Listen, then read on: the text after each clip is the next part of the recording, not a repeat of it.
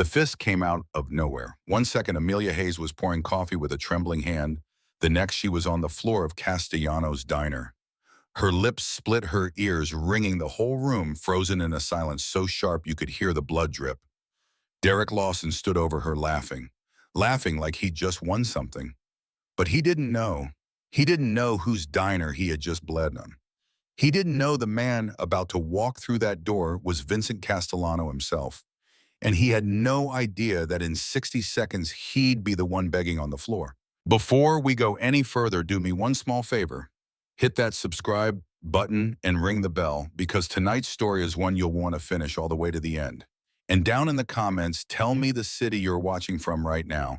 I love seeing how far my stories travel. Grab your coffee, get comfortable, and let's begin. Amelia Hayes had learned a long time ago that the quietest people in a room are usually the ones carrying the loudest memories. She was 29 years old, though most nights she felt closer to 50. Her hair was pulled back in a tired ponytail, her apron was stained with old coffee rings, and there was a small, pale scar on her left eyebrow that she never talked about.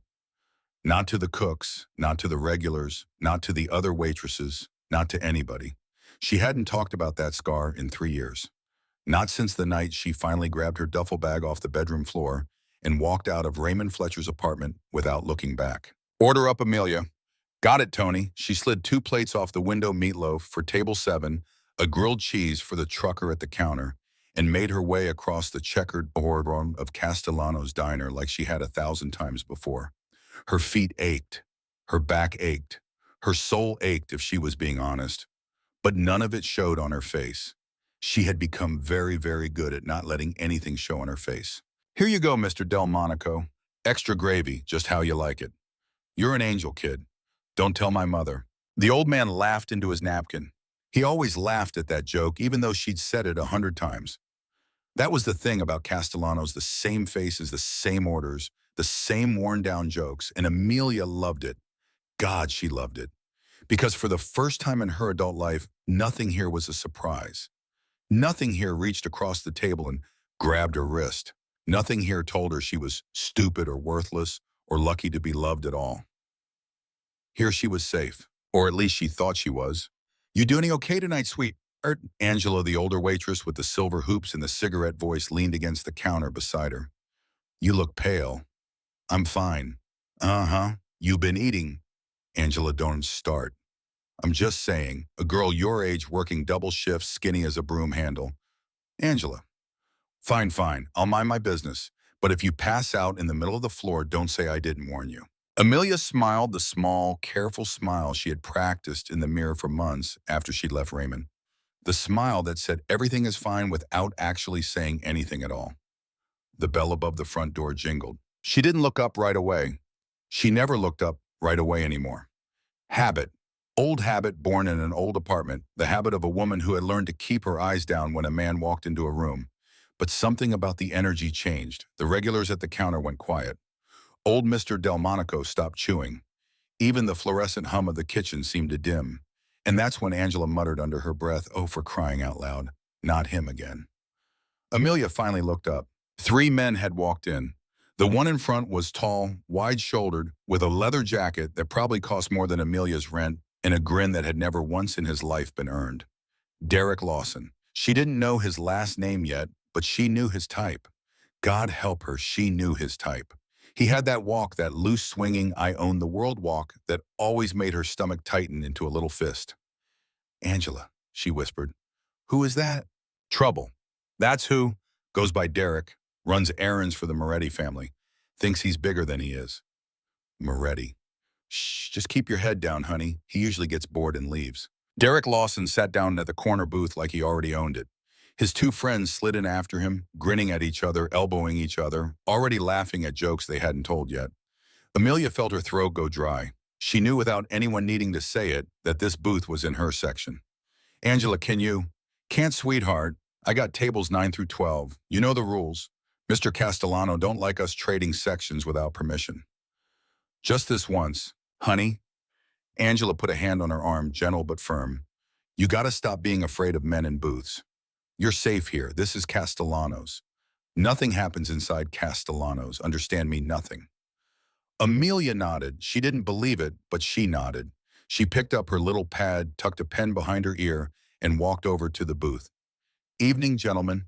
Can I get you started with something to drink? Derek looked up slowly, too slowly, and let his eyes drag across her from top to bottom in a way that made her want to scrub her skin. Well, well, well, he said. Fresh face. Where you been hiding, sweetheart? In the back, probably. What can I get you? What can you get me? That's a loaded question, ain't it, boys? His friend snickered. Amelia kept her pen steady. Coffee, sodas. We got a special on the meatloaf tonight. I don't want meatloaf, honey. I want to know your name. My name's not on the menu, one of his friends whistled. Derek's grin flickered just for a second, like a bulb about to blow. Feisty. I like feisty. What's your name, Feisty? I'll give you a minute to look at the menu. She started to turn. Hey, hey, hey, hey, I didn't dismiss you, sweetheart. Amelia froze. Just for a half second, just long enough to feel that old cold thing crawl up her spine, the thing she had spent 3 years trying to kill. Don't turn around, she told herself. Don't, just walk. Just walk away and tell Angela and let somebody else handle it. But before she could take a step, Derek's hand shot out and wrapped around her wrist. Not hard, not yet, just enough to remind her that he could. I said, he murmured, I didn't dismiss you. Her heart stopped. Every regular in the diner, old Mr. Delmonico, the trucker at the counter, the couple by the window, every single one of them heard that click of tension in the air. Tony the cook leaned forward against the pass-through window. Angela took one slow step toward the booth and then stopped because she knew the rules. She knew the risk. She knew exactly what kind of men these were. Amelia looked down at Derek's hand on her wrist. And something inside her, something she had buried 3 years ago, with a duffel bag and a bruised jaw and a bus ticket to Brooklyn, something inside her looked up from its grave. Let go of me. Or what? Let go of me. See, I don't think you understand who I am, sweetheart. I come in here, I expect a little hospitality, a little respect. I don't come in here to get attitude from some skinny little Derek. One of his friends, the quieter one, tapped his arm. Derek, come on, man. Not here. You know the rules. This is Castellano's. I don't give a damn whose place this is. I'm a Moretti man. I go where I want. I do what I want. You got a problem with that, Nicky? I'm just saying. Well, don't say. He let go of Amelia's wrist, but only to flick his fingers dismissively the way a man flicks a bug off his sleeve. Bring me a coffee, sweetheart. Black. And try to smile next time. Nobody tips a sourpuss. Amelia walked away from that booth with her face burning and her hands shaking so badly she had to grip the coffee pot with 2 fingers just to pour. She made it to the counter. She made it behind Angela's shoulder. She made it almost all the way to the back when Angela grabbed her elbow and said quietly, Breathe, kid. In through the nose, out through the mouth. You're okay. You're okay. He grabbed me. He grabbed me. I know, I saw. Why didn't anybody? Because the rule of this diner is Vincent's rule. And the rule of Vincent is nobody lays a hand on anybody in here. Period. That's why it was so shocking. That's why every person in this room went still. You understand what Derek just did? He ain't just disrespecting you. He's disrespecting Vincent Castellano in Vincent Castellano's own house. You just don't know it yet. Who is Vincent Castellano? Angela hesitated.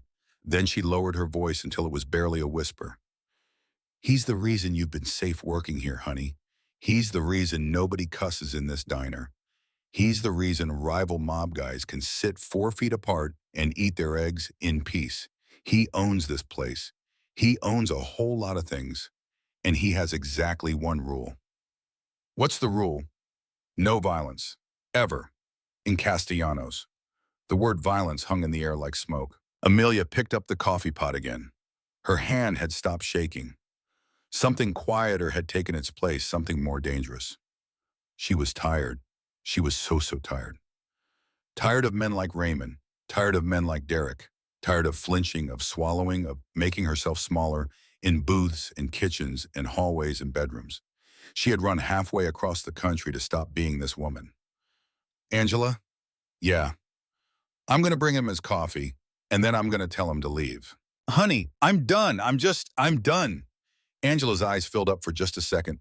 She squeezed Amelia's shoulder. Okay, baby. But you say the word and I come running. You hear me? You say the word. Amelia walked back to that booth with the cape out in her hand and every muscle in her body singing one clear note. Not again, not again, not again. Your coffee. Derek looked up. That's more like it. She didn't pour it. She set the pot down. She folded her hands in front of her apron like her grandmother used to do in church, and she said in a voice that surprised even her with how steady it was, I'd like you to pay for your coffee and leave, sir. You're not welcome at my table tonight. For one full second, Derek Lawson didn't move. The whole diner didn't move. Then he laughed. A low, slow, mean laugh. The kind of laugh that used to come out of Raymond's throat right before his fist came out of his pocket. You're telling me to leave? Yes, sir. You are telling me to leave? Yes, sir. And I'd appreciate if you didn't come back. He stood up, and Amelia, God help her, Amelia took one small step back because her body remembered things her mind had tried to forget. You know what your problem is, sweetheart, Derek said, stepping around the booth, rolling up one sleeve in a way that was slow and deliberate and terrifying. Your problem is you forgot your place. Derek, his friend Nikki tried again. Derek, man, come on. Shut up, Nikki. Derek, you put a hand on this girl in Castellanos. You're gonna... I said shut up, Nikki. Amelia took another step back. Her hip bumped the counter. Angela was already moving. Tony the cook was already coming around the pass-through with a meat mallet in his fist. Old Mr. Delmonico was reaching for the phone on the wall. Everyone was moving. Everyone was about to do something. But Derek was faster. She didn't even see his arm swing. She just heard the crack, a sound like a branch snapping in a frozen tree, and felt the whole left side of her face turn into light. White hot light. And then the floor. The floor came up fast. The floor came up like it had been waiting for her. She felt her shoulder hit first, then her hip, then her head, a sharp, sick thud against the checkered tile she had mopped 1,000 times. She couldn't see. She couldn't hear. She could only taste blood. Somewhere a long, long way away, she heard Angela scream her name. She heard Tony shout something in Italian that she didn't understand. She heard chairs scrape and glass break, and the trucker at the counter yell, "Somebody call an ambulance." And above all of it, cutting through all of it, like a knife, she heard Derek Lawson laugh. Anybody else, he said. Anybody else want to tell me to leave? Silence. Yeah, didn't think so. He stood over her unconscious body and spat on the floor beside her head. And he smiled the way men like him always smile, the smile of a man who thinks the world belongs to his fist. He turned to his friends. Let's get out of here. Place is dead tonight anyway. His friend Nikki hadn't moved. Nikki was pale. Nikki was staring past Derek, past the counter, past the broken coffee cup at the front window of the diner, at the black car that had just pulled up outside, at the two men in long coats who had just stepped out of it, and at the third man, the older one, the one with silver at his temples, the one with hands in his coat pockets and a face like carved stone, who was walking toward the front door of Castellanos with the slow, unhurried pace of a man who already knew exactly what he was going to do. Derek, Nikki whispered. What? Derek, look. Look at the door. What are you? Derek turned. The bell above the door jingled, and Vincent Castellano stepped into his diner. He didn't speak. He didn't shout. He didn't even look at Derek at first. His eyes went straight to the floor, to the small, crumpled shape of Amelia Hayes in her white apron, her hair loose around her face, a dark stain spreading slow across the checkered tile. He looked at her for a long, long moment. And something in Vincent Castellano's face changed. Not anger. Anger was too small a word. It was something older than anger. Something quieter than rage, the look of a man who had just been reminded of every promise he had ever made in his life, and every promise that had ever been broken to him, and every rule he had ever written in blood on the walls of his own house. He finally raised his eyes. He looked at Derek Lawson. And Derek Lawson, the man who 5 seconds ago had stood over an unconscious woman and laughed. Derek Lawson, the Moretti enforcer, the untouchable, the invincible. Derek Lawson felt something cold and wet start down his back, and he heard his own voice suddenly very small. Say, Mr. Castellano, I didn't know this was, Close the door, Nikki, Vincent said quietly. Mr. Castellano, sir. Close the door. Nikki closed the door. The bell jingled one last time. And somewhere in the long, impossible silence that followed, old Mr. Delmonico crossed himself. The door clicked shut behind Nikki, and the sound of that little brass bell, a sound every regular in Castellanos had heard 10,000 times, suddenly felt like the last sound a man hears before a judge reads his sentence. Vincent Castellano didn't move from the doormat. He didn't need to. The whole room was already moving toward him, whether it wanted to or not. Every eye, every breath, every thought in every skull in that diner had already been pulled toward the silver-haired man in the long black coat, and Vincent hadn't even raised his voice yet. He looked down at Amelia Hayes on the floor. "Somebody," he said very quietly, "tell me how long she's been down." Maybe 30 seconds, Mr. Castellano," Angela whispered. She was kneeling beside Amelia with a folded dish towel pressed against the side of the girl's head. Her hands were shaking so badly the towel kept slipping. She ain't moving, sir. She ain't moving at all." "Is she breathing?" Yes, sir, she's breathing." "Good." Vincent's jaw moved just once. "Tony, you behind that counter?" "Yes, Mr. Castellano." "Call Dr. Russo, not the hospital." "Not yet. Dr. Russo first. Tell him I said drop whatever he's doing." "Yes, sir." "And call Sal. Tell him to bring the car around back." "Right away, sir." All this time, every second of it, Vincent had not once looked at Derek Lawson. And that more than anything else was what was starting to make Derek sweat. "Mr. Castellano?" Derek tried to laugh. It came out dry. "Mr. Castellano, listen, there's been a misunderstanding here, all right? The girl, she got mouthy with me. She was disrespecting me, okay, in front of my boys, and I'm..." "Derek," Nikki's voice was a ghost. "Derek, stop talking. I'm begging you. Stop talking." "Nikki, shut your mouth." "Mr. Castellano, with all due respect, I didn't know this was your place. I swear on my mother I didn't." "You didn't know." Vincent's voice had gone soft. That was the thing that made Angela look up sharp, and that was the thing that made old Mr. Delmonico cross himself a second time. Because every regular in Castellanos knew that when Vincent's voice went soft, you did not want to be the person he was talking to. "You didn't know this was my place." "No, sir, I swear." "Derek." Vincent finally lifted his eyes. "The name of the diner is Castellanos. It is painted in 6-inch letters on the window behind you. It is printed on the menu in your hand. It is stitched on the apron of the woman lying at my feet. And you walked in here, you sat down in my booth, you ordered my coffee, you grabbed my waitress by the wrist, and now you are standing on my floor telling me you didn't know." "Mr. Castellano, do I look stupid to you, son?" "No, sir. No, sir, absolutely not." "Then don't talk to me like I am." Derek's mouth opened and closed. Nothing came out. Vincent took one step forward. Just one. And Derek, who outweighed him by 40 pounds and was 15 years younger, took one step back without meaning to. "Mikey," Vincent said without turning his head.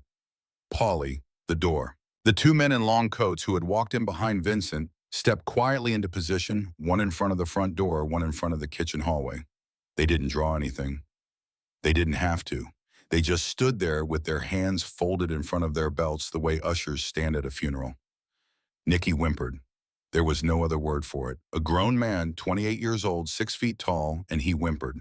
"Mr. Castellano," Nikki said, his voice cracking in the middle. "Sir, please, I didn't touch her. I swear to God. Sir, I told him to stop. I told him, sir, you can ask anybody in here. I told him, I believe you, Nikki. You do. I do. Oh, thank God. But you sat down at that booth with him. You laughed at his jokes. You let him put his hand on her. And that means I still got a problem with you. We'll talk about your problem later. Right now I'm talking to your friend." Nikki shut up so fast his teeth clicked. Vincent took a second step. Derek took another one back and hit the edge of the booth with the back of his knees. "Sit down, son." "Mr. Castellano." "I said sit." Derek sat. His hands were on the table in front of him, flat palms down the way a man sits when he's been pulled over by a cop, and he's trying very hard to look like he has nothing to hide. But his fingers were trembling. Every regular in the diner could see it. Every regular in the diner was pretending not to look. Vincent slid into the booth across from him. Calm, patient, like a grandfather sitting down to Sunday dinner. "You know," Vincent said, "I've been running this diner for 26 years. Did you know that Derek..." No, sir. 26 years. You know how many times somebody has thrown a punch on this floor in 26 years?" "No, sir." Zero, not one single time. You know why? Because of you, sir. Because of the rule, Derek, the rule. You know the rule. Derek's throat worked. No violence in Castellanos. Say it again. No violence in Castellanos. One more time, son. So the whole room hears you. Derek's voice cracked. No violence in Castellanos, sir. Now, Vincent leaned back in the booth. His voice had gone so soft you had to lean in to hear it. Look down at my floor, Derek. Look at the blood. Derek didn't look. I said look. Derek looked. A small, slow river of red had crept out from underneath Angela's dish towel, dark against the white tile, spreading in a shape that looked almost like a handprint. Amelia's cheek was pressed flat against it. Her lashes were still. Her mouth was open, just a little the way a child's mouth falls open when they're finally truly asleep. Derek made a sound in the back of his throat. Not a word, just a sound. That, Vincent said, is my floor, and that is my waitress. And that is her blood. In 26 years, Derek. 26 years, and you did it in 30 seconds. Mr. Castellano, sir, I'll pay for the cleaning. I'll pay for the doctor. I'll pay for whatever you... Money. Vincent almost smiled. It wasn't a smile. He wants to give me money. Sir, I just meant... Derek. Vincent leaned forward. His forearms came down slow on the table. Who do you work for? The Moretti, sir. Which Moretti? Joey, sir. Joey Moretti. Joey. Vincent nodded almost kindly. Little Joey. I've known Joey Moretti since he was 8 years old. I used to buy that kid pistachio gelato down on Mulberry Street. You know that? No, sir. Joey and I got an understanding, Derek. Joey runs his blocks, I run mine. And the one thing, Derek, that Joey Moretti and I agreed on 30 years ago sitting in a back room on Elizabeth Street was that this diner is neutral. That any man in any family, any man on any side of any beef in this whole damn city can walk in here and eat his eggs and drink his coffee and nobody touches him. Nobody. You understand what I'm telling you? Yes, sir. So when you walked in here tonight and put your hand on this girl, Derek, you didn't just break my rule. You broke Joey's rule, too. Derek went the color of skim milk. Oh, God, he whispered. Now you're starting to understand. Mr. Castellano, please, sir, Joey doesn't have to hear about this. I can make this right. I can apologize to the girl. The girl is unconscious, Derek. When she wakes up, sir, Derek stopped. If she wakes up. Sir, you don't know how hard you hit her, do you, son? Vincent's voice had gone quiet again. Too quiet. You didn't think about it. You just swung. A 190-pound man with a closed fist on a 110-pound woman who was standing flat-footed and hadn't raised a hand to you. You didn't think about her jaw. You didn't think about her neck. You didn't think about the tile floor behind her. You didn't think about anything, Derek. You just swung. So no, you don't get to tell me how you're going to make it right when she wakes up. Because right now, in this moment, you and I don't know if she wakes up. Derek's hands had started to shake so hard the table was vibrating, and then from across the diner, a small voice. Mr. Castellano. It was old Mr. Delmonico, 74 years old, still sitting at his usual spot by the window, his cup of decaf gone cold in front of him. Mr. Castellano, I've been coming to this diner 20 years. I know, Sal, I know you have. And I'm a witness. You understand me. I am a witness. That boy grabbed her first. That boy hit her when she had her hands folded. That girl never raised her voice and never raised a hand. I'm eyes, Mr. Castellano. Whatever you need, I'm eyes. Thank you, Sal. I'll say it to Joey himself if I gotta. You won't have to, but thank you. Mr. Delmonico sat back down and wiped his eyes with a paper napkin, and a couple of the other regulars murmured the same thing I saw at Mr. Castellano. I saw the whole thing, and Vincent nodded at every one of them, slow and grave the way a priest nods at a confession. Then he turned back to Derek. You hear that, son? Yes, sir. 8 witnesses, maybe 10, and every one of them's going to tell the same story. Yes, sir. So here's what's going to happen. You're going to stand up. You're going to walk, not run out that back door with Mikey and Polly. You're going to get in the car. And you're going to wait. You understand me? You're gonna wait while Dr. Russo comes in and tells me whether or not that girl on the floor is going to open her eyes again. And depending on what Dr. Russo tells me, Mr. Castellano, depending on what Dr. Russo tells me, Derek, I will then decide what kind of phone call I make to Joey Moretti tonight. Derek was crying now, actually crying, tears running straight down his face into his collar. Please, Mr. Castellano. Stand up, son. Please, sir, I got a mother. Everybody's got a mother, Derek. That girl on the floor had one too. Stand up. Derek didn't stand up. He couldn't. His legs wouldn't hold him. That was the moment every regular in that diner would talk about later. For years, the moment the big, loud, swinging-shouldered Moretti enforcer sat in a booth in Castellano's diner and could not make his own legs work. Mikey, Vincent said very quietly. Yes, boss. Help the gentleman up. Mikey crossed the floor in 4 long strides, reached down and hooked one hand under Derek's armpit. Not rough, almost gentle, like a nurse lifting an old man out of a wheelchair. Derek came up like a puppet on a string, his knees knocking his jacket crumpled, that stupid leather coat he had walked in with, now looking like a kid's costume on a scared little boy. Walk, Derek. Mr. Castellano, I'm begging you. You are embarrassing yourself in front of my customer's son. Walk. They started toward the back hallway, and that was when Amelia Hayes groaned. Everyone froze. It was a small sound, barely a sound at all, a thin little breath through bloody lips, a twitch of her fingers against the tile.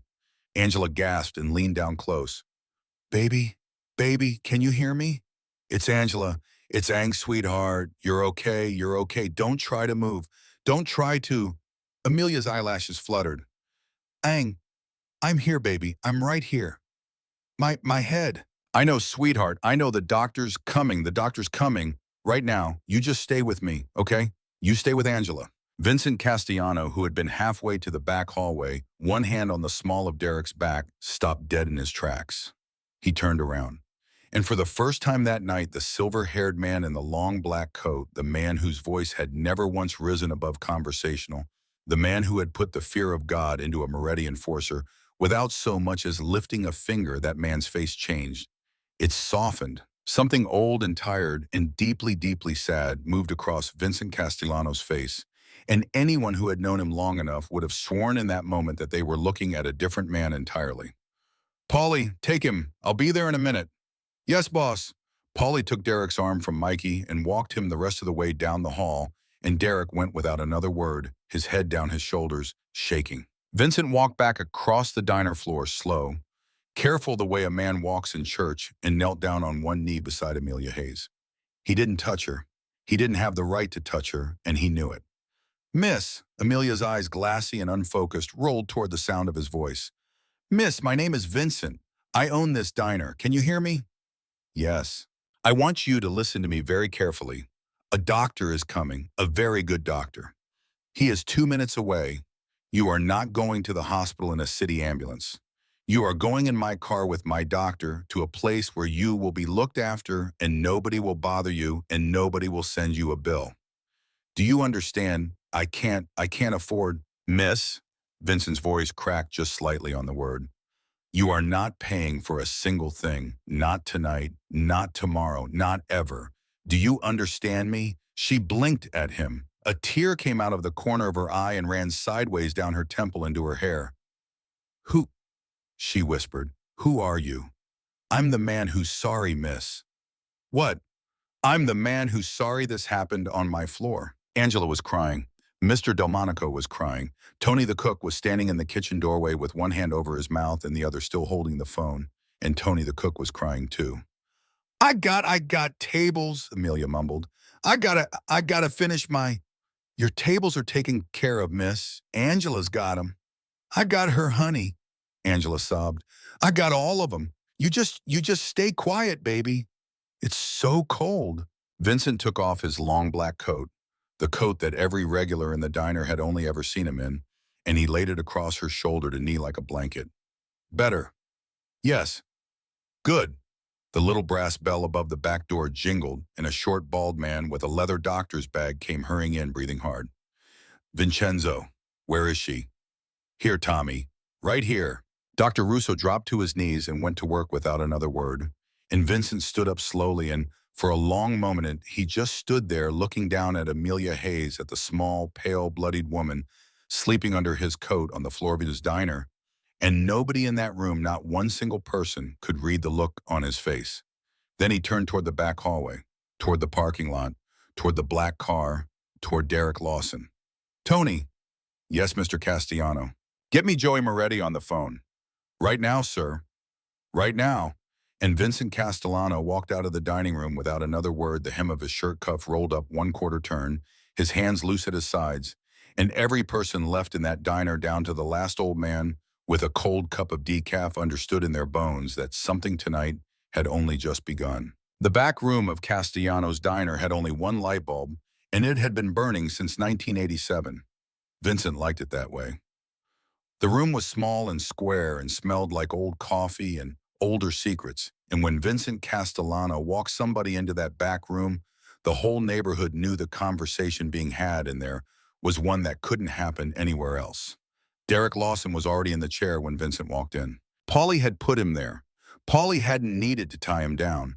Derek was done fighting. Derek was sitting the way a schoolboy sits outside the principal's office, shoulders curled and knees together, both hands clenched in his lap, because he didn't know where else to put them. "Leave us, Paulie." "Boss, leave us. Go stand by the car. I'll call if I need you." "Yes, boss." The door closed. Vincent pulled out the second chair, turned it around backwards, and sat down with his forearms folded across the back of it. He did not look angry. That was the worst part. He looked like a man who had already made every decision he was going to make tonight, and who was only here now to see whether Derek would make it easier or harder on himself. "Tony's getting Joey on the phone right now, son." Derek nodded, a single jerky nod. "You understand what that means?" "Yes, sir." "Tell me what it means." It means Joey's going to decide whether you what, Derek? Whether I come home tonight." Vincent nodded slowly. "That's right. Joey decides, not me. Because I am a man who keeps his word, and 30 years ago I gave Joey Moretti my word that I do not touch a Moretti man without his blessing. Even when the Moretti man breaks my rule in my own house. Even when the Moretti man puts a woman on my floor. I still call Joey. I still ask. That is how men like me live long enough to get gray hair, Derek. You understand?" "Yes, sir." "So while Tony's making that call, you and I are going to have a small conversation. Just you and me, man to man. And I want you to listen very, very carefully to the question I'm about to ask you, son. Because the answer you give me, it is going to matter more than anything you've ever said in your whole life. You understand?" Derek's chin trembled. "Yes, sir." Vincent leaned forward. "Why her?" Derek blinked. "Sir, why her, Derek?" I don't. There are 11 waitresses in this diner, son. There are 3 on shift tonight. You walk past Angela. You walk past Rosa behind the counter. You sat down in her booth. And the second she came over, you started in on her. You grabbed her wrist before she even put her pen down. You didn't do that to Angela. You didn't do that to Rosa. You did it to Amelia. Why?" Derek's mouth opened. Nothing came out. "Derek, it was random, sir, I swear." "Son." "Mr. Castellano, I swear on." "Derek, don't you lie to me in this room." The quiet that came after those words was the kind of quiet that has weight to it. You could feel it settle on Derek's shoulders. You could watch it press him down in the chair. "Don't you lie to me in this room, Derek.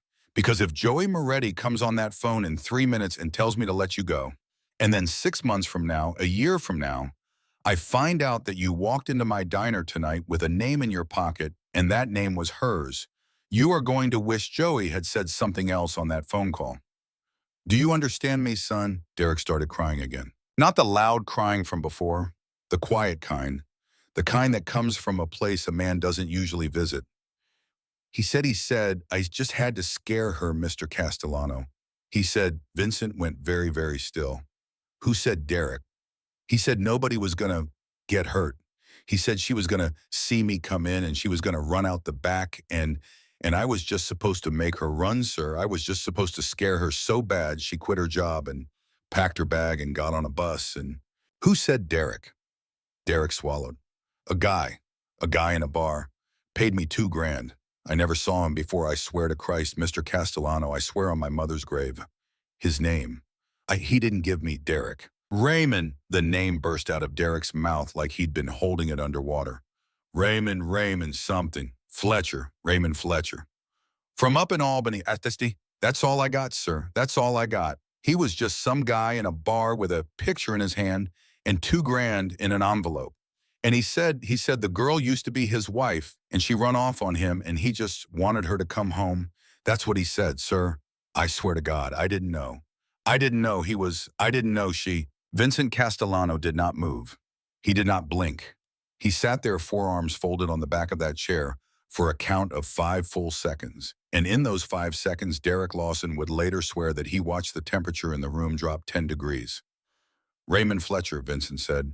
Yes, sir. A man hired you, a stranger in a bar, hired you to come into my diner on my floor to terrorize my waitress so that he could what? Follow her to the bus stop, grab her in the alley, put her in a trunk. Is that the plan? Derek, is that the plan you took $2,000 for? I didn't ask what the plan was, sir. You just took the money.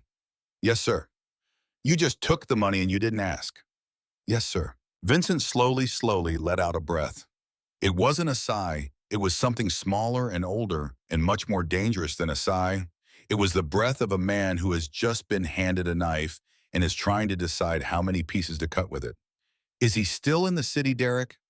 Sir, I don't. Is he still in the city?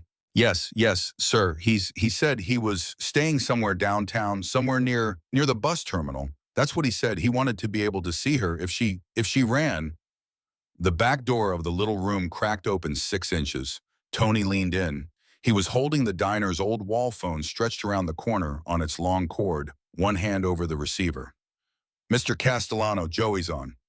Vincent did not take his eyes off Derek. 1 minute, Tony. Keep him on the line. Tell him I'm coming. Yes, sir. The door closed. Look at me, son. Derek looked up. I'm going to make you a promise, Vincent said. I am going to make you one promise tonight, and it is the only promise I am ever going to make you in my entire life. You are going to tell me every single thing you know about Raymond and Fletcher. His face, his height, his jacket, the bar where he found you, the hand he handed you that envelope with. Every detail, Derek, you are going to tell me while I'm on the phone with Joey. And if you tell me the whole truth, Derek, not 90%, not 99, 100, then I am going to ask Joey for your life. And I am going to get it. You understand? Yes, sir. And if you lie to me even once, I won't, sir. I won't, I swear. If you lie to me even once, Derek, I'm not going to call Joey back. I'm going to call Raymond. Derek's face went the color of ash. And I'm going to give him your address. Oh, God. Oh, God. Mr. Castellano. We understand each other. Yes, sir. Yes, sir. We understand. Good boy. Vincent stood up. He did not look back at Derek. He did not need to. He walked out of that back room with the slow, easy step of a man who had just finished the smallest part of a very long night, and he took the phone from Tony's hand and he pressed it to his ear. Joey, Vincenzo, I'm sorry to call you at this hour. I heard somebody made a mess in your house tonight, Vincenzo. News travels fast. Nicky called his uncle. His uncle called me. Tell me what you need. I need a minute of your patience, Joey. You got an hour of my patience, old friend. Talk to me. And so Vincent Castellano, standing in the hallway of his own diner with a blood stain drying on his dining room floor and an unconscious waitress being lifted onto a stretcher not 40 feet away, talked to Joey Moretti for 11 minutes. And in those 11 minutes, Vincent's voice never rose once and never dropped once, and every word that came out of his mouth was chosen the way a surgeon chooses a stitch. When he hung up, Tony was waiting. What did he say, Mr. Castellano? Joey said the boy at mine, Tony. Joey said he's embarrassed. Joey said the boy will not see another payday from the Morettis as long as he lives. Joey said if I want the boy in a river, the ball goes in a river, and there will be no questions asked. And what did you say, sir? Vincent was quiet for a long moment. I told him the boy stays above ground. For now. For now, sir. For now, Tony, because the boy is useful. The boy has a name in his pocket I need. Tony crossed himself. Vincent walked back out into the main room of the diner. Dr. Russo was standing beside Amelia, his little flashlight still in his hand. his face set in the serious, careful expression that every regular in Castellanos knew meant the doctor was about to say something true. Angela was still on her knees beside Amelia, still holding her hand. Mr. Delmonico was standing now, leaning on his cane, watching with his mouth set in a thin, tight line. Tommy, Vincenzo, tell me, she's got a concussion, a bad one. Left side of her jaw is fractured hairline. Maybe worse, I need an x-ray to be sure. Her left eye is going to swell shut by morning. She's going to hurt for a month. She's going to need stitches above at her temple. Will she wake up, Tommy? She is awake, Vincenzo. She's been in and out. She knows her name. She knows what year it is. She's scared and she's in a lot of pain, but her brain is in there. Her brain is working. She's going to be okay. Vincent closed his eyes for one long second. For the first time that night, his shoulders came down about half an inch. Thank you, Tommy. Don't thank me yet. I need to move her. She needs a CT. I want her at St. Agnes tonight under a different name in a private room, and I want her there in the next 20 minutes. You got it. Sal's got the car running. And Vincenzo? Yeah, Tommy. This girl, how do I say this? She's got old bruises, Vincenzo, on her ribs, on her left arm, yellow-green, the kind from a month ago, 2 months ago. This ain't the first time somebody put hands on this girl. Vincent's eyes opened. I know, Tommy. You know, I know now. Vincenzo. Tommy. What are you going to do? I'm going to put her in your car, Tommy, and then I'm going to take a drive downtown. Dr. Russo looked at him for a long moment. Then he nodded once short, the way old friends nod when they've known each other 42 years and don't need more words than that. Amelia was stirring. Where? Hey, honey. Angela leaned in close. Hey, baby, it is okay. You're okay. The doctor's here. We're going to take you somewhere safe, okay? My purse. I got your purse, sweetheart. My apartment, my key. Nobody's going to your apartment tonight, miss. That was Vincent's voice, soft right beside her ear.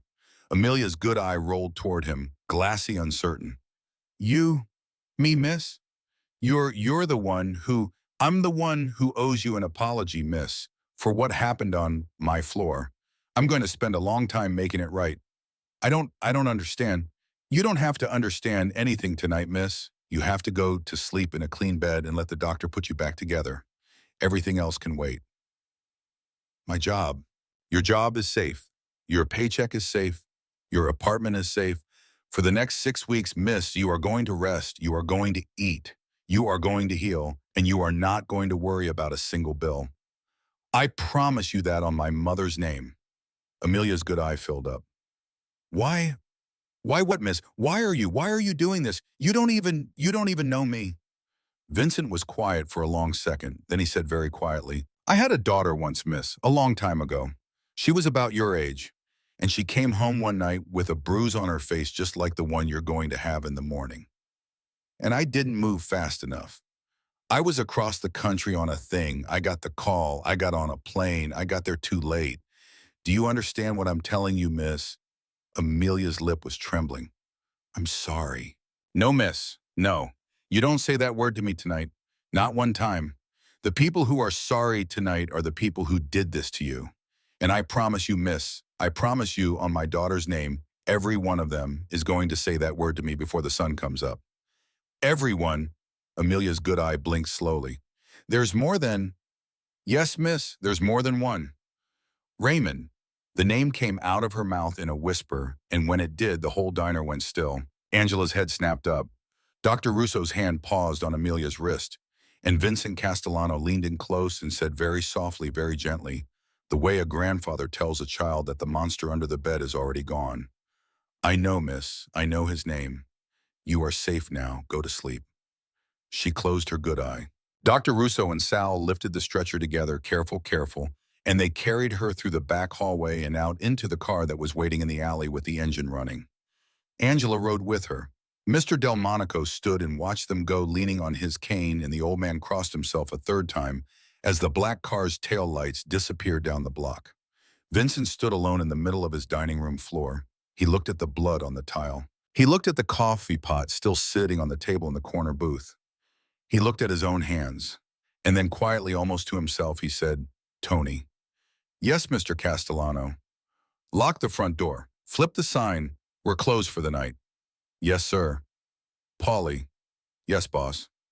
Get the boy in the car. The trunk stays open. I want him to see the sky while we drive. Yes, boss. And Mikey.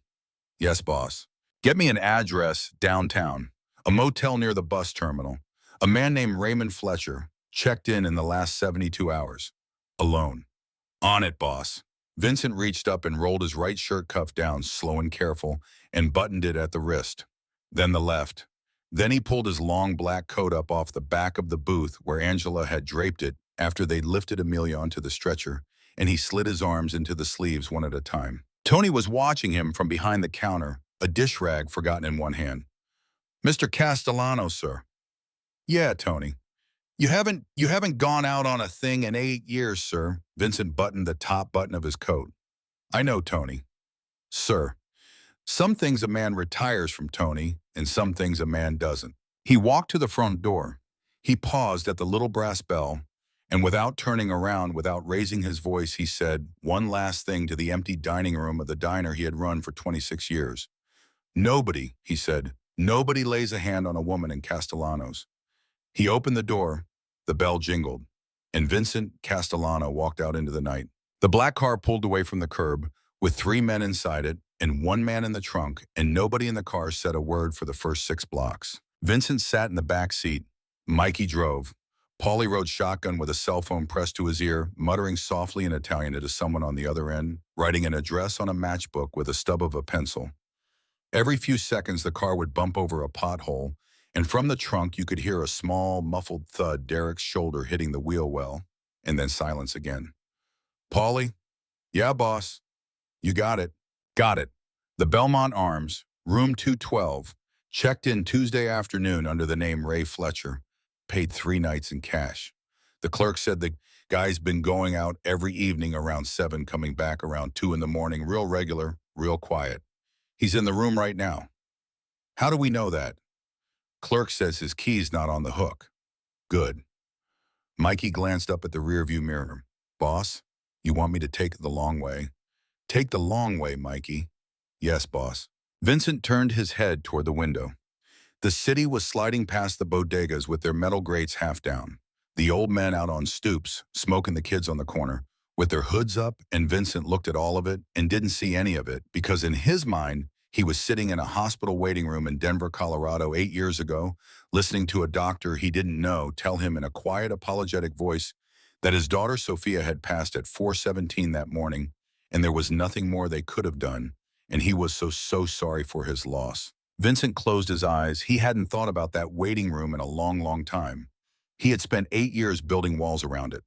He had built those walls out of the diner, out of the rules, out of the long hours, and the black coffee and the handshake deals with men like Joey Moretti. He had built those walls so high that for weeks at a time, he could forget there was anything on the other side of them at all. And tonight, because of a man named Raymond Fletcher and a boy named Derek Lawson and a small, pale waitress with a scar on her eyebrow who had said, "My name's not on the menu tonight," every single one of those walls had come down. Boss? Yeah, Mikey. We're about 6 minutes out. Pull over. Here, boss. Here, boss. Here. The car eased to the curb in front of a closed-up laundromat. Mikey put it in park. Paulie turned around in the front seat, his eyebrows raised, but he didn't say anything. He just waited. That was the thing about Paulie. Paulie had been with Vincent for 31 years, and Paulie knew when to wait. Paulie. Yeah, boss. Open the trunk. Bring him up here. Front passenger seat. Mikey, you're going to step out and have a cigarette for 10 minutes. Yes, boss. Paulie, you stand by the back door. Hands free. Yes, boss. A minute later, the passenger door opened, and Derek Lawson was dumped into the front seat like a sack of wet laundry. His eyes were red. His cheeks were wet. There was a streak of dirt across his forehead from the inside of the trunk. He didn't turn around. He stared straight ahead out the windshield because he knew without being told, without even wanting to know, that Vincent Castellano was sitting directly behind him and that the only thing Vincent had to do to end Derek's life right now was lean forward once. Derek. Yes, sir. You ever been to the Belmont Arms? Once, sir, just once. About a week ago. That's where he, That's where Raymond paid me. In his room. In the lobby, in the coffee area, by the vending machine. You went up to his room. No, sir. He came down. He didn't want me up there. But you saw him come out of the elevator. Yes, sir. What floor? Second floor, sir. I heard the bell ding. Good boy. Vincent was quiet for a long moment. Then he said conversationally, almost kindly, Derek, I want you to tell me about Amelia. Derek's whole body twitched. I, I don't know her, sir. I swear to, not tonight, Derek, the picture Raymond showed you in the bar. Tell me about the picture. Oh, oh, yes, sir. It was a photograph, like an old-fashioned one from a photo lab, not a phone picture. It was of the girl, younger, maybe 5, 6 years ago. She was smiling in it. She had long hair, and there was a man in the picture with her, sir, with his arm around her. Raymond. Yes, sir. Describe him. He's big, sir. Not as big as me, but big. 6 foot, maybe a little more. Heavy in the shoulders. Reddish hair going gray at the temples, blue eyes, real pale blue. He's got a scar on his knuckles. Right hand. Like an old break that healed wrong. I noticed it when he handed me the envelope. What does he wear? A brown leather jacket. Old one. And cowboy boots, sir, real cowboy boots. He said he used to work on ranches out west. That's what he told me. What's his voice sound like? Soft, sir. That's what threw me. He's got this soft, real gentle voice, like a preacher, sir. Like the guy wouldn't swat a fly. Vincent nodded slowly. The ones that do the most damage always sound like preachers, Derek. Yes, sir. What did he tell you about the girl? Derek swallowed. His hands were clenched in his lap. He said she was his wife. He said she stole money out of their joint account and ran. He said she made up stories about him to his family. He said everybody believed her because she's pretty, and people always believe a pretty face. And he said all he wanted was to talk to her. Just talk to her. He said if she'd just come home, he'd forgive everything. And you believed him? Yes, sir. For $2,000, you believed a man you never met when he said his wife was a thief and a liar? Yes, sir. Derek. Yes, sir. When he handed you the envelope, when you saw the scar on his hand, when you heard that soft preacher voice of his, did any part of you, son, think this man is lying to me? The silence stretched out a long time. Yes, sir. But you took the money anyway. Yes, sir. I took the money anyway. Say the rest, Derek.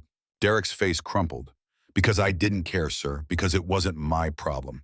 Because I wasn't the one who was going to have to deal with what came after. I took the money because I didn't care what happened to her, sir. I didn't care. Vincent Castellano was quiet for a long time. Then he said very softly, "Thank you for telling me the truth, Derek." Yes, sir. That is the first man-sized thing you have done tonight. Yes, sir.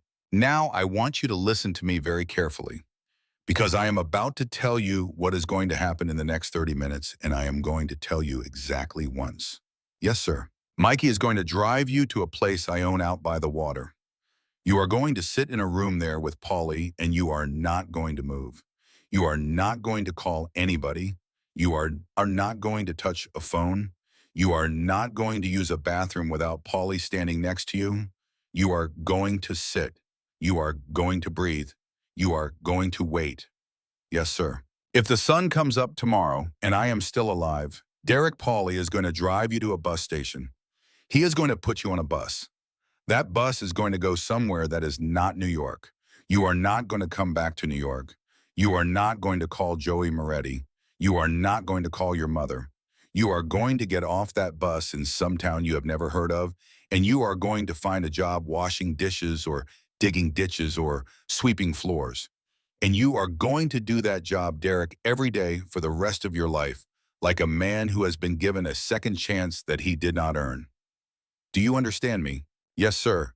And if the sun comes up tomorrow and I am not still alive, oh God, then Paulie is going to put you in the ground behind the place by the water, Derek, because you are going to be the last loose end. And men in my line of work do not leave loose ends behind them when they go. Do you understand? Yes, sir. Yes, sir. Good. Vincent tapped the window twice. Mikey flicked his cigarette into the gutter and came back around to the driver's side.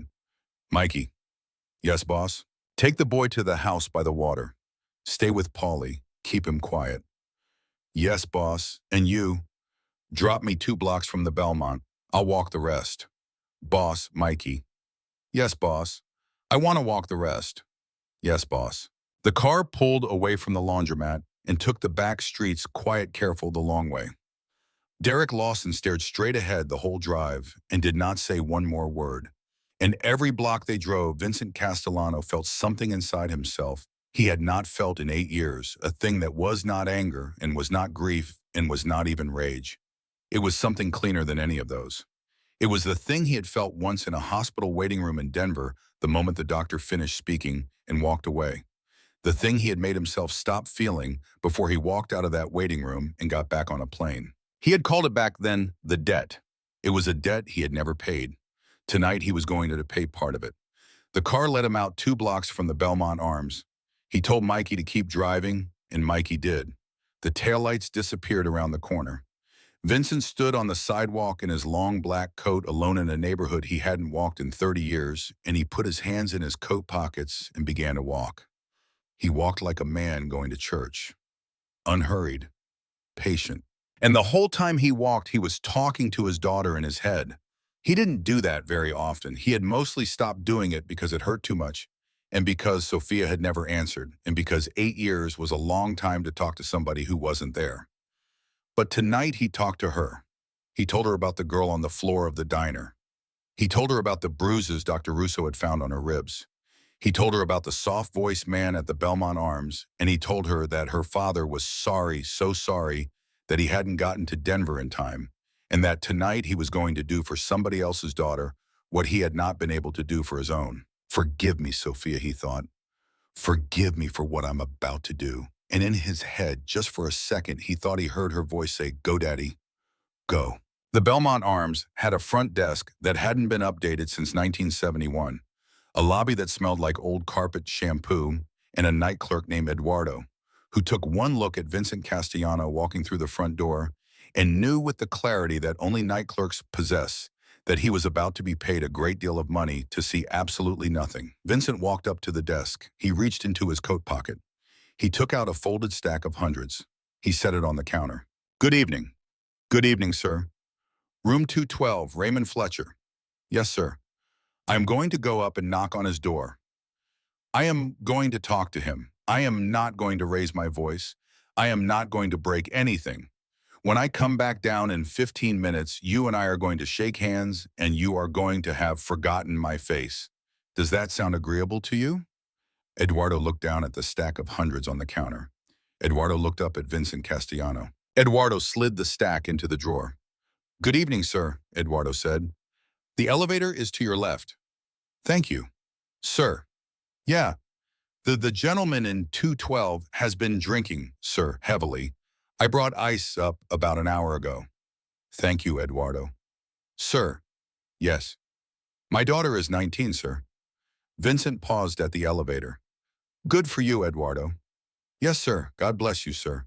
The elevator dinged open. Vincent stepped inside. The doors closed. Eduardo, behind the front desk of the Belmont Arms, crossed himself. On the second floor, the hallway was quiet. Vincent walked down it slowly. He passed 208, 210. He stopped at 212. He listened. Inside the room, a television was playing. Some late-night baseball recap. Vincent could hear the crowd noise tinny through the door. He could hear a glass being set down on a hard surface. He could hear very faintly a man humming along to a jingle, a soft voice, a preacher's voice.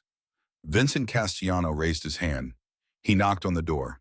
3 times, even patient, unhurried. The kind of knock a landlord makes. The kind of knock that doesn't sound like trouble. The humming stopped. Who is it?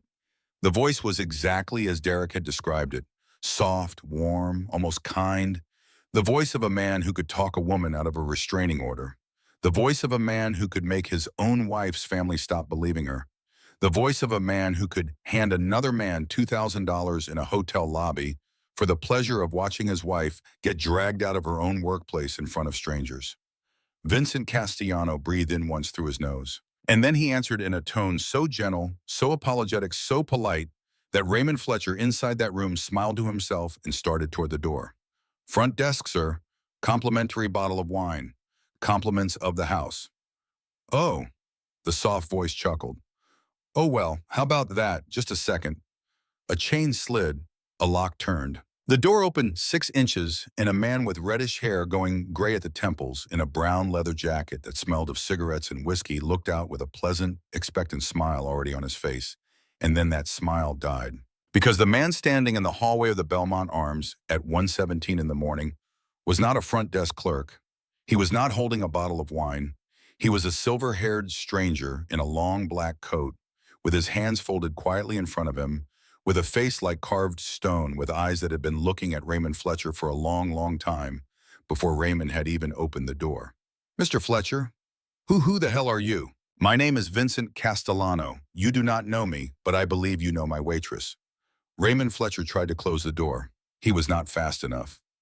Vincent's shoulder was already through it, and the door of room 212 of the Belmont Arms clicked shut behind them, and the television inside kept playing its late-night baseball recap, and out in the hallway for a long time after that, there was no sound at all. Inside room 212 of the Belmont Arms, the television was still playing.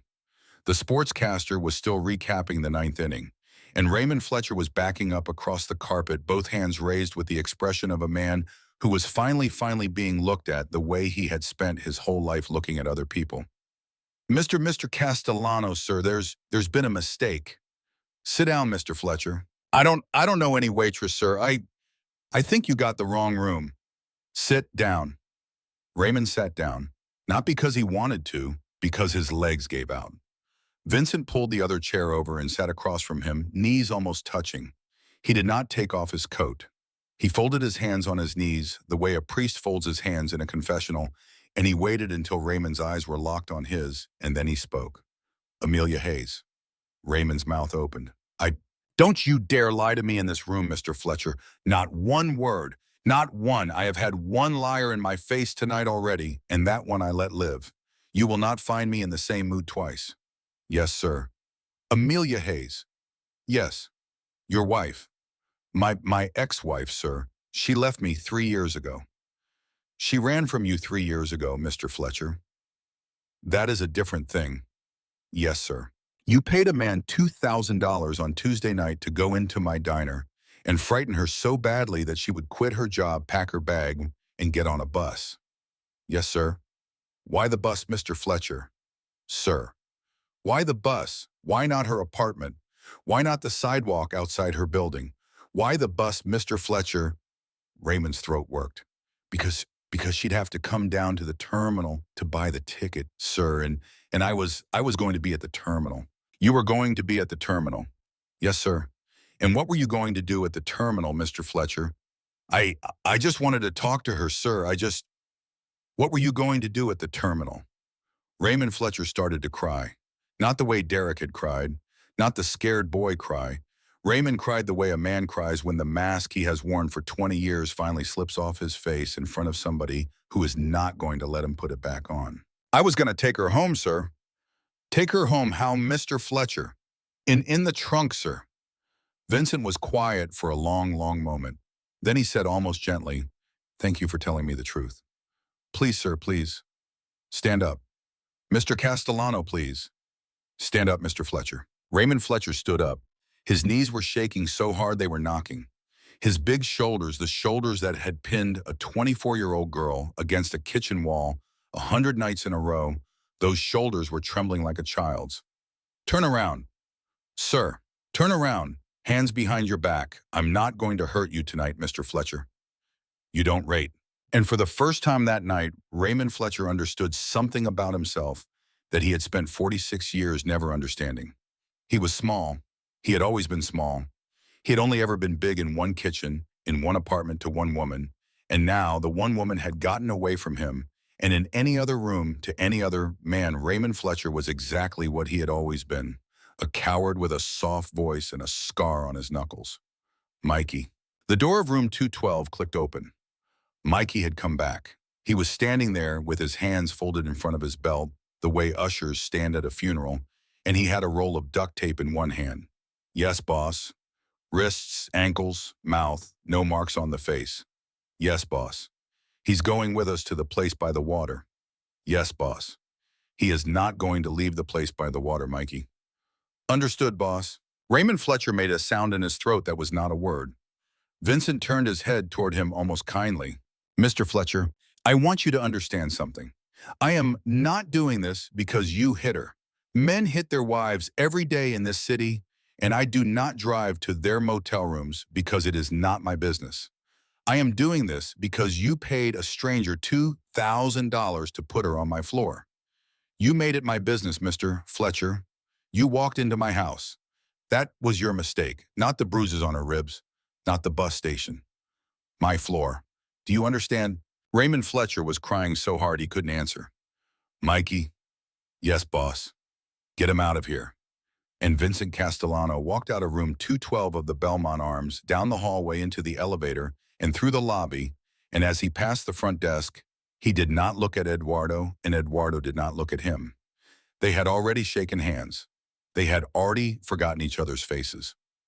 The black car was waiting at the curb. Vincent got in. The car pulled away into the dark. And that, for Raymond Fletcher, is where his story ended. The place by the water is not a place this story needs to visit. Some doors, once they close, should stay closed.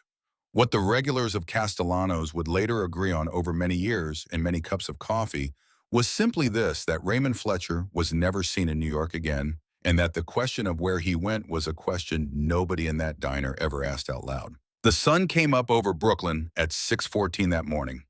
Vincent Castellano was already at St. Agnes Hospital, sitting in a chair in the hallway outside a private room on the 4th floor, drinking a cup of bad hospital coffee out of a paper cup. He had been sitting in that chair for 2 hours. He had not taken off his coat. Dr. Russo came out of the room and closed the door softly behind him. Vincenzo. Tommy. She's awake. She's asking for you. Vincent stood up. Ah. For me. For the man who gave him his coat. Vincent looked down at his coat. He hadn't even realized he was still wearing it. Tommy. Yeah, Vincenzo. Is she going to be all right? She's going to be all right. The jaw is cracked but not displaced. 4 weeks in a soft brace, 6 weeks of soup. The concussion is a bad one, but she's a strong kid, Vincenzo, stronger than she looks. She's going to heal. Physically, she's going to heal. And the rest, Dr. Russo was quiet for a moment. The rest is going to take longer. Old friend, but I think for the first time in a long time, she believes she has the time. You gave her that. Vincent nodded. He pushed the door open. Amelia Hayes was sitting up in the hospital bed, or half sitting, propped against 2 pillows, the left side of her face a watercolor of purple and yellow, her left eye swollen shut, a thin white bandage wrapped around her temple. She looked impossibly small in the bed. She looked like a child. But her good eye turned toward the door, and when it landed on Vincent, it filled up with tears. Hi, miss. Hi. May I come in? Please. Vincent walked to this chair beside her bed and sat down slowly, carefully, like a man afraid of waking a baby. How are you feeling, miss? Like a truck hit me. That's about right. Mr. Castellano. Vincent, miss, just Vincent. Vincent. Yes, miss. Amelia took a long, slow breath. It clearly hurt her. Her good eye closed, then opened again. Angela told me, she said. Angela told me you went out last night. Did she, miss? She said you hadn't gone out in a long time. That's true, miss. Her good eye searched his face. Raymond. Vincent was quiet for a long moment. You are never going to see that man again, miss. Not on the street, not at a bus stop, not in the window of a coffee shop, not in the corner of your eye on a busy sidewalk, not ever. I want you to hear me say those words, and I want you to believe them because they are true. You are never going to see him again. Amelia's good eye overflowed. She turned her face toward the pillow, and she cried, quiet shoulder shaking, crying the kind of crying that comes out of a woman who has been holding her breath for 3 years and is finally allowed to let it out. Vincent sat in the chair and did not touch her because he did not have the right to touch her, but he stayed. He stayed while she cried. He stayed while her shoulders shook. He stayed until eventually her breathing slowed and evened out, and she turned her face back toward him. Why? Why what, miss? Why did you do all this for me? You don't even know me." Vincent thought about his answer for a long time. Then he said quietly, "Because somebody should have, miss, a long time ago. Somebody should have." "Your daughter." "Yes, miss." "What was her name?" "Sophia." "Sophia." "Yes, miss." "She would be proud of you tonight, Vincent." And Vincent Castellano, the man who had not cried since a hospital waiting room in Denver 8 years ago, the man who had sat through his own wife's funeral with a face like carved stone, the man whose own soldiers had never seen him blink, Vincent Castellano put his face down into his hands in a hospital room at 6 in the morning, and he cried. Amelia Hayes reached out with her good hand. She put it on top of his. And they sat there, the Mafia boss and the waitress. Neither one saying a word for a long, long time. 6 weeks later, Castellano's diner reopened its corner booth. Angela came in early that morning. Tony fired up the grill at 5:30, the way he had for 26 years. Mr. Delmonico shuffled in at 6:02 and took his usual seat by the window, and he ordered his usual decaf, and he opened his usual newspaper. Everything was the way it had been. Everything was exactly the way it had been. Except the bell above the door jingled and Amelia Hayes walked in. She was wearing a clean white apron. Her hair was pulled back in a ponytail. The bruising was long gone. A very thin silver scar ran from the edge of her left eyebrow down to her cheekbone, a scar she no longer tried to hide with makeup because she had decided at some point in the last 6 weeks that her scars were allowed to be seen now. She looked different. It took Angela a second to figure out why, and then Angela figured it out. Amelia was walking into the room with her head up. "Baby." "Hi, Ang." "Baby, come here, come here, come here." Angela wrapped her up, careful of her ribs, and held her for a long, long time, and half the regulars in the diner started clapping because that is what regulars do. And Mr. Delmonico stood up behind his newspaper, and he clapped too. And Tony the cook came out from behind the counter, wiping his hands on his apron, and his eyes were wet, and somewhere in the middle of all of it, Amelia Hayes started laughing, really laughing, the kind of laugh that comes out of a woman's chest and surprises her, the kind of laugh she had not made in a very, very long time. "I missed you all," she said. "I missed you all so much." "We missed you too, baby." "Where do you want me, Ang?" Angela pointed. "Your booth is waiting, honey." Amelia walked over to the corner booth. The booth where a man had grabbed her wrist 6 weeks ago. The booth where she had stood, pen in hand, and folded her hands in her apron and said, "I'd like you to pay for your coffee and leave, sir." She stood in front of it now. She put her hand on the back of the vinyl seat. She took one slow breath, and she was not afraid. And that was the thing. That was the whole thing. She was not afraid. The bell above the front door jingled. Vincent Castellano walked in. He was wearing his long black coat. His hands were in his pockets. He looked exactly the way he had looked the night he had walked in and ended everything, and exactly the way he had looked 6 weeks ago, sitting in a chair beside a hospital bed, and exactly the way Amelia realized he had probably looked for the last 30 years, a man who had decided a long time ago what kind of man he was going to be and who had never once since then changed his mind. "Good morning, miss." "Good morning, Vincent. Your first shift back." "Yes, sir." "How do you feel?" Amelia looked around the diner, at Angela behind the counter with a pot of coffee in her hand, at Tony in the kitchen window flipping 3 eggs at once, at Mr. Delmonico lowering his newspaper to watch her, at the checkered floor she had mopped 1,000 times that had once had her blood on it and that was now clean and was now hers again.